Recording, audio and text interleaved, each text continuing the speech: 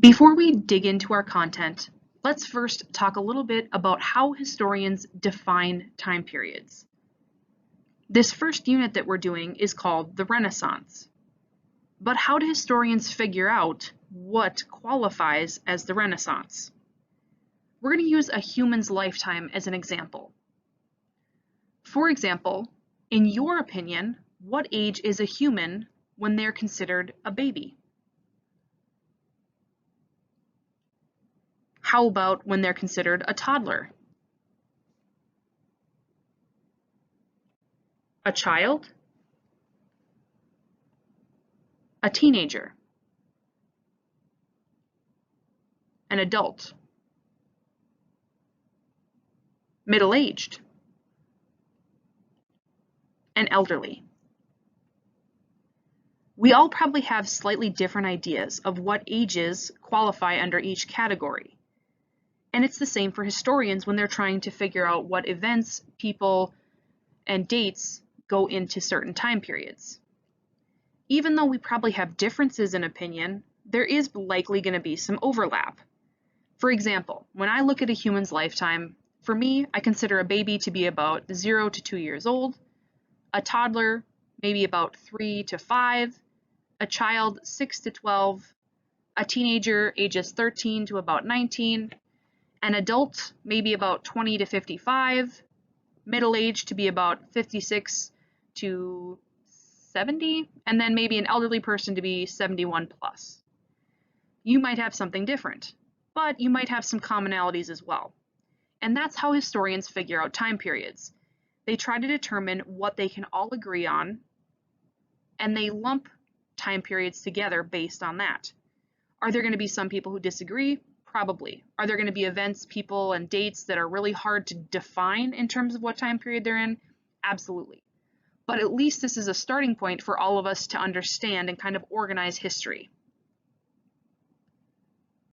So for our class, I'm always going to give you a slide like this. It has the different time periods that we're studying, either currently, in the past, or coming up in the future. So obviously right now we're in the Renaissance. That's about 1350 to the year 1550. That's what most historians agree on for a time period. Next, we would move into the Age of Exploitation, then the Reformation, then the Scientific Revolution, then the Enlightenment. So this is just to give you an idea of when this period of history is happening, what's happening at the same time, because you'll notice that there's overlap on almost all of these time periods, and then what's coming up in the future as well. This will help us give an idea of how all of these events connect. And once we're in the middle of more of our units, we'll be able to see what's happened in the past to see those connections as well. These are going to be our guiding questions for Unit 1. Essentially, by the end of this unit, you should be able to answer each one.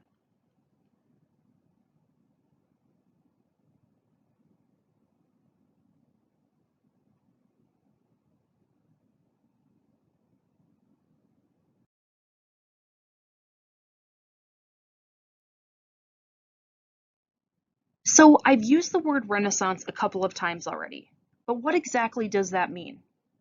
Well, Renaissance is another word for rebirth, and in this case, it was referring to a rebirth of ancient Greek and Roman culture. This Renaissance that we're talking about happened between about 1350 to 1550, but it would spread into the rest of Europe all the way up until about 1700. It's also called the Italian Renaissance because Italy became the cultural center of Europe during this time. So it's a rebirth of ancient Greek and Roman culture. Keep in mind that sometimes people refer to ancient Greece or ancient Greek and Roman culture as classical or the classics. There are 3 important characteristics that make up a Renaissance. Number 1, this Renaissance of Italy mostly impacted urban society.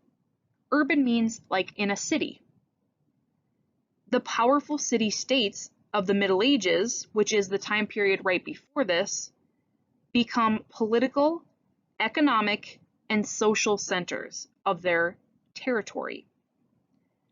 Within this growing urban or city society, a secular or non-religious viewpoint also emerges. And we're going to talk more about why they were moving away from religion in a while. The second characteristic, it was a period of recovery from the Middle Ages. And again, the Middle Ages just refers to the time period in history right before this. You probably learned about this in middle school or elementary school, maybe 6th grade, 5th grade, but it's probably been a while. During the Middle Ages, there was a plague, there was a ton of political instability when there was a lot of wars happening, and there was also a decline in the Catholic Church's power. We'll talk more about that later, like I said. Characteristic number 3, a new view of human beings emerged. There was a bigger emphasis placed on individuals and their ability and their worth.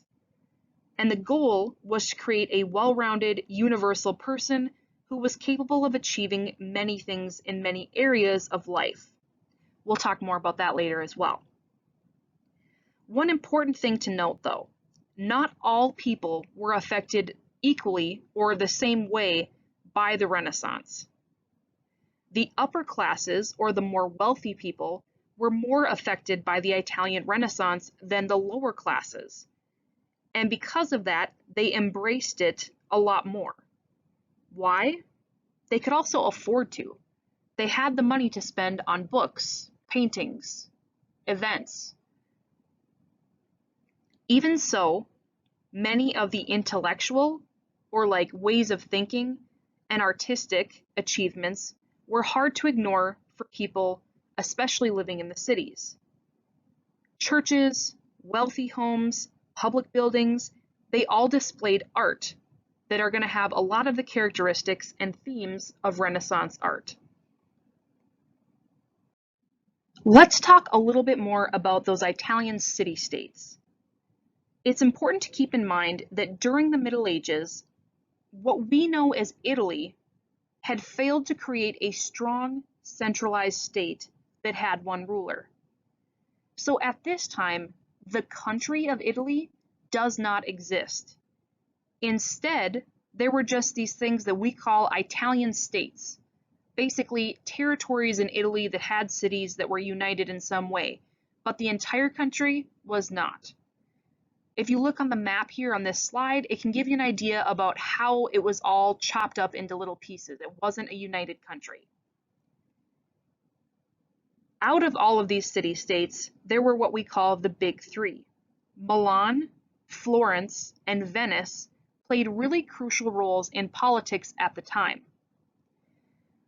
Mostly because they had really flourished and prospered from trade, primarily with the Byzantine, Islamic, and Mediterranean civilizations at the time, in addition to England and the Netherlands.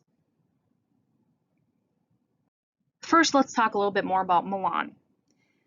The wealthy city of Milan was located in the north at a crossroads of main trade routes from the Italian coastal cities into the Alpine or mountainous passes. After the last Visconti family ruler died in 1447, Francesco Sforza conquered the city with a band of mercenaries, or soldiers for hire. He's going to make himself a duke. Like the Viscontis, Sforza built a strong, centralized state in Milan with an efficient tax system that's going to generate large amounts of money for the government. That's how this city-state became so wealthy and so influential. Venice is a city located on the water. It's a link between Asia and the rest of Western Europe. Traders from all around the world came to this city. Within it, a small group of wealthy merchants ran the city to serve their interests, but officially they said it was a republic. Due to its trade empire, Venice became an international power. Finally, Florence. It is considered the cultural center of Italy. The Republic of Florence dominated what was known as the Tuscany region. In the 14th century, which is the group of years in the 13s, so like 1300 to 1399, a wealthy group of merchants controlled the Florentine government. They led a series of successful wars against their neighbors, and that's what established Florence as a major city-state. In 1434, Cosimo de' Medici took control of Florence. He, and later his grandson Lorenzo de' Medici, dominated Florence when it was the cultural center of Italy. The Medici family is given credit for planting the seeds of the Renaissance that would spread to the rest of Europe. In the late 1440s, Florence's economy declined because of English and Flemish competition for the cloth market. At the same time, a Dominican preacher named Girolamo Savonarola condemned the Medicis for their corruption and excess. Many people agreed with him, which caused the Medicis to give over control of Florence to them. About 50 years later, though, the Medicis were able to return to power. So within the Italian territory, you've got these three competing powerful city-states. But outside of the Italian territory, there is going to be a growth of powerful monarchies or kings and queens in the rest of Europe. And eventually, that's going to lead to trouble for Italy. The French were attracted to the wealth of Italy. At the time, the King of France is Charles VIII, and he's going to lead an army of 30,000 men into Italy in 1494. He occupied the city of Naples, located in the south. The northern Italian states are worried that he's going to move into their territory, so they turn to Spain to ask for help. And for the next 30 years, France and Spain are going to make Italy their battleground. Eventually, Spain will become Italy's greatest enemy, ironically. In 1527, thousands of Spanish troops, along with mercenaries, arrived at the city of Rome. These mercenaries, or soldiers who aren't loyal to the person they're fighting for but are simply doing it for money, had not been paid for months, and they were super angry.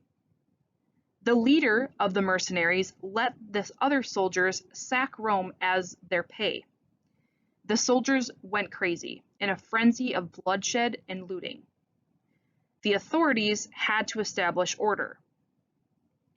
This sacking of Rome ended the wars in the Italian territories and left Spain a dominant force in Italy. As we can see, there are a lot of political events happening in the Italian territories at this time, between the city-states, with France, and with Spain. And the Italians had a lot of ideas related to them. They wrote a lot of influential political writings. However, probably the most famous and the most important is going to be a work called The Prince by Niccolo Machiavelli. This is one of the most influential works that's ever been written on political power, and people still reference it today. This book is basically a guide on how kings or leaders or princes should get and keep political power. Before this, authors had always stressed that leaders or princes should be ethical and follow Christian principles. Basically, they should be good people. What makes Machiavelli's work so revolutionary is that he argued the prince's attitude towards power should be based on understanding that human nature is self-interested or self-centered. Because of this, a prince should not act on moral principles, but instead on behalf of the interests of the state. Machiavelli was among the first to abandon morality as the basis for analyzing political activity, and he argued that the ends justified the means. He basically said that if a prince had to do something bad for the good of their country, they should. Obviously, it would be nice to do good all the time, but he decided that just wasn't realistic. His views are going to influence political leaders who followed these ideas at the time and many leaders in the future. Let's shift gears a little bit and talk about Renaissance society. Basically, what were the lives like of everyday ordinary citizens?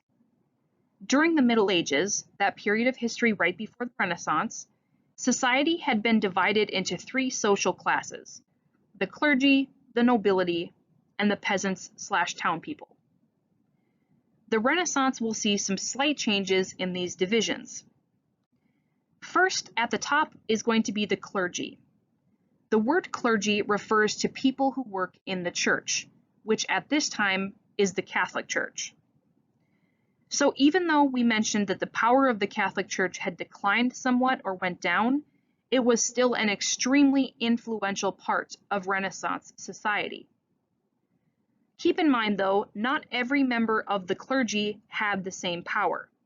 There was a hierarchy in this section as well. For example, the Pope, or the leader of the Catholic Church, would have been on the very top. There's bishops in the middle, and then just town priests and monks at the bottom. The next level of society was the nobility, or the nobles. This was only about 2 to 3% of the population. If you were a noble, it meant that you owned land and had some kind of title. Maybe you were a duke or a duchess, a lord and a lady, or an earl and a countess. They usually held very important political jobs or posts, and they served as advisors to the king. They were also expected to act a certain way. The Italian Castellani wrote a sort of handbook for the nobles called the Book of the Courtier. This outlined the characteristics that a perfect Renaissance noble should have. It was expected that they should have talent, character, and grace. And they also should develop skills like performing in the military and doing physical exercises and having a classical education to enrich their life. The goal of the perfect noble was to serve the prince honestly. And this was a very influential work as well. The nobles followed Castiglione's principles for centuries as they dominated European society. At the bottom is going to be the townspeople and peasants. This would make up about 85 to 95% of the population in Europe. Even within this section, though, there are divisions as well. At the top are patricians. These are going to be wealthy people who have made money from trade, industry, and banking. And a lot of times they're going to be located in urban cities. Burghers are in the middle. These would typically be people who are shopkeepers, artisans, guild members, and guild masters. Basically, they could make a decent living for themselves. Think of it sort of like the middle class. And then at the bottom are peasant workers. Unfortunately for these people, they made pitiful wages and led honestly pretty miserable lives. About 30 to 40% of urban populations were usually peasants. And during the late 1300s and the entire 1400s, urban poverty in particular is going to increase dramatically. Pictured on this slide is just a visual to try to help you kind of understand how this breaks down. So at the top, remember you have the clergy. Those are people who work in the church. They are one of the smallest groups, and that's why they're at the top of the pyramid.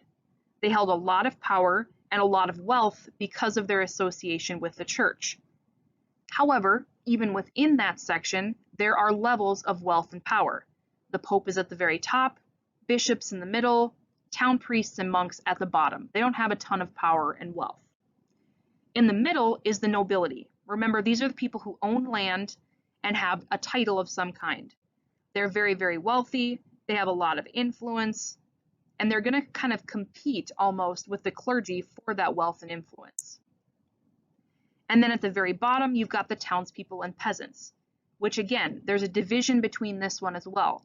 At the top of that category are patricians, which are wealthy people who make money in trade, industry, banking. In the middle, you've got the burghers, who are that middle class kind of, who are shopkeepers, artisans, those types of people. They make a fairly decent living. And at the very bottom, you've got the sad peasants, who are the largest portion of our population in Europe at the time, who honestly have pretty miserable lives. If you feel like this visual is going to help you in some way, feel free to copy it down into your notes. Okay, so we've talked about what the territory of Italy looks like at the time, what the political situation is, what society in general looks like, but let's take an even closer look at what a Renaissance family looks like at the time. The family was a great source of security, and that meant that there was a big family bond. To maintain the family, parents would carefully arrange marriages, not to find their son or daughter's true love, but to strengthen business or family ties. Oftentimes, these arranged marriages would be figured out when their children were only 2 or 3 years old. So it happened from a very young age that these kids were promised, basically, that they would marry each other when they were old enough. They also created a marriage contract in order to guarantee this. And the agreement between families was sealed and included typically a dowry, which was a sum of money that the wife's family gave to the husband. The father or husband was the center of the family. It is a very patriarchal society in Italy at the time. He is going to be the one who gives his name to the family, manages the finances, and makes decisions that determine his children's life course. The mother's chief role was to supervise and run the household, and it's a very kind of traditional type view for females. The father's authority over his children in a family was absolute. Children did not even become adults by simply reaching a certain age. For example, today we think of 18 as kind of being the age that children are able to become adults and separate from their families if they want to. However, at this time period, they could only become adults when their fathers freed them legally. So the father would have to go into court before a judge and formally declare their child free from their authority in order for that child to be recognized now as an adult. And what's kind of crazy for us to think about is that this process could happen in their early teens possibly, but it also maybe would take all the way until their late 20s for the father to free them from his authority. All right, so that's it for this section's lecture. Obviously, if you're watching this, we're not able to do a think, pair, share, but just something to consider and think about. If you had to summarize what Renaissance life looked like to someone else, what would you say? Could you tell them about how it was structured? Who had the wealth? Who had the power? Think of that both in terms of overall society and even in cities, and even closer at a level of the family.